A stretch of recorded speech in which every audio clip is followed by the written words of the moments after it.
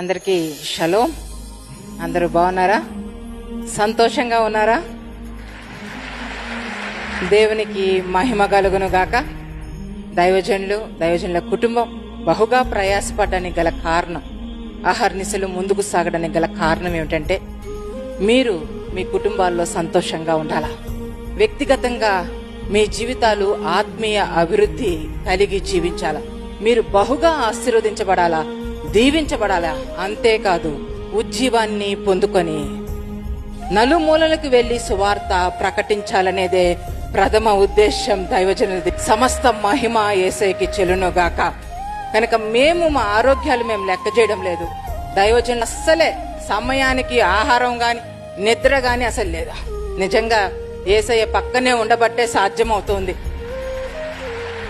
యేసయ్య ప్రతి నిత్యము చేయి పట్టుకోబట్టే సాధ్యమవుతుంది. ఆయన దక్షిణ హస్తపు నీడలో మేము నడుస్తున్నాము కాబట్టి మా పక్షము నుండి మాకు విరోధముగా రూపించబడిన ఆయుధము వర్ధిల్లకుండా దేవుడు నడిపిస్తూ ఉన్నాడు. సమస్త మహిమ ఘనత ప్రభావములు యేసయ్యకి చెల్లునుగాక.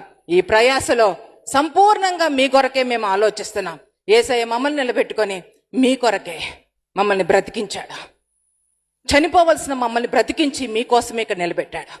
మరి దైవజనుల జీవితంలో కూడా భయంకరమైనటువంటి యాక్సిడెంట్స్ జరిగినాయి, చనిపోయే అంత పరిస్థితి.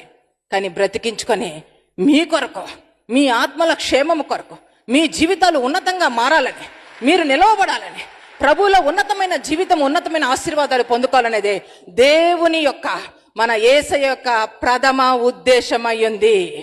దేవునికి మహిమ కలుగును గాక.